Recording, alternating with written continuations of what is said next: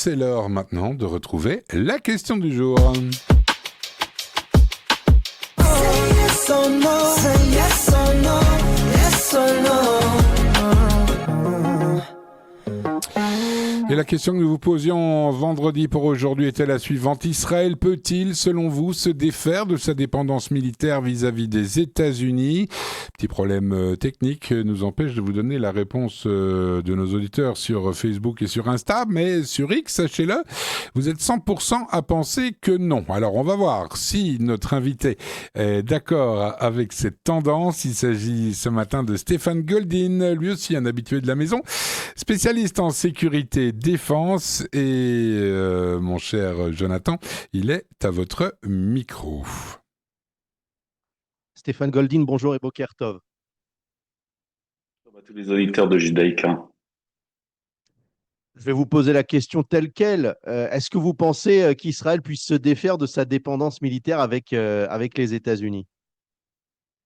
Aucune armée moderne, je dirais, n'est totalement autonome et aujourd'hui, il faut savoir que l'armée israélienne, enfin Israël reçoit une aide de 3,8 milliards essentiellement pour les armes, hein, et cette aide vient essentiellement évidemment des États-Unis. C'est un accord décennal qui avait été signé avec les États-Unis et donc chaque année ces 3,8 milliards permet à Israël évidemment d'acheter des armes et d'amplifier son arsenal.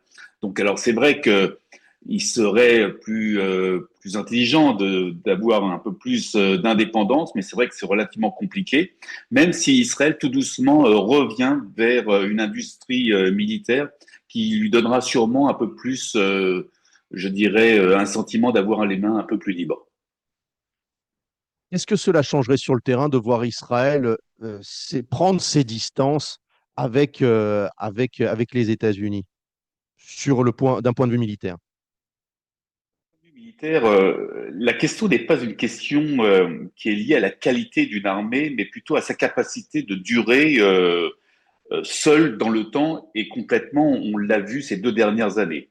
Or, c'est là où Israël va devoir peut-être changer sa vision des choses, et c'est vrai qu'Israël va devoir peut-être aller vers plutôt aussi une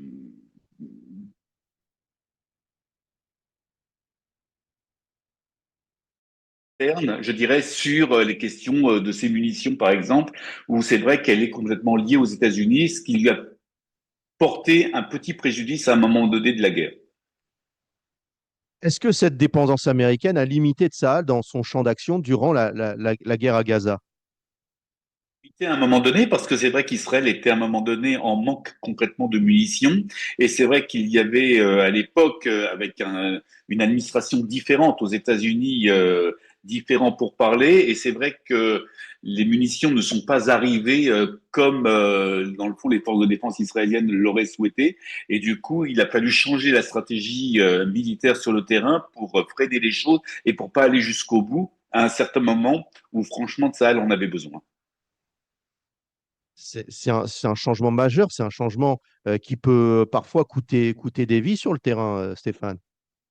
Des défis, mais c'est vrai qu'on est dans des enjeux qui sont beaucoup plus diplomatiques. Alors, c'est vrai que Mhm. on regarde ça avec une lorgnette très militaire sur le terrain, et derrière tout ça, il y a une lorgnette aussi diplomatique, politique. Et c'est vrai qu'il y a eu certains différends, pour dire clairement les choses, entre l'administration Biden à un moment donné et l'administration israélienne, du gouvernement israélien.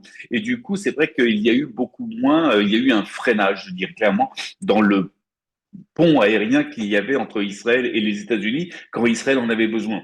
D'où le fait qu'Israël doit changer, je dirais, de braquet.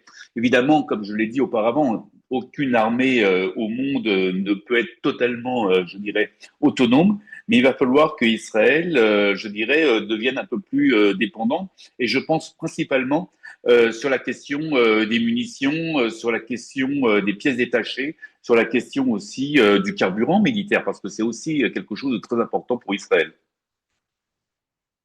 Est-ce que vouloir se défaire de cette dépendance américaine n'est pas à double tranchant pour Israël qui prendrait forcément ses distances avec la plus grande puissance de la planète? Les États-Unis pourraient dire, bon ben, débrouillez-vous tout seul maintenant.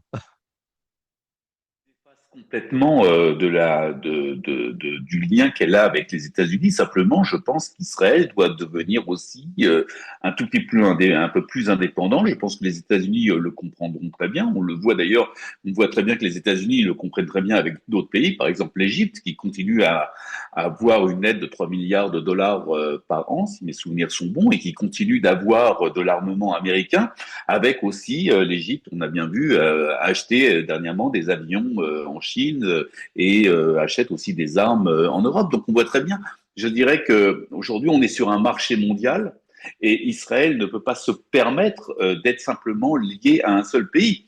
D'ailleurs, quand on regarde correctement les choses, si on renverse un petit peu la vapeur, Israël a aussi, je dirais, une industrie de l'armement qui est propre à elle. Et on a vu un accord extraordinaire qui s'est fait avec l'Allemagne. Donc Israël aussi exporte à différents pays, l'Allemagne, l'Inde, etc., etc. Dernière question, Stéphane. Est-ce que le Premier ministre Netanyahou n'anticipe pas de cette façon des changements de position politique, notamment démocrates et républicains? On vient de l'entendre avec David Benaïm, qui sont largement en défaveur d'Israël. Nous avons actuellement à la tête des États-Unis un président qui nous est plutôt favorable. On va pas, il faut dire clairement les choses. Maintenant, je reste persuadé que les États-Unis, quel que soit le gouvernement, quelle que soit l'administration, restera un allié crucial d'Israël pour des raisons qui sont stratégiques, des raisons géostratégiques aussi, et des raisons d'équilibre mondial. Et dans le fond, les États-Unis n'ont pas franchement envie de voir l'Israël partir, je dirais, dans un autre camp, et ce n'est pas du tout le but d'Israël aussi de partir dans un autre camp.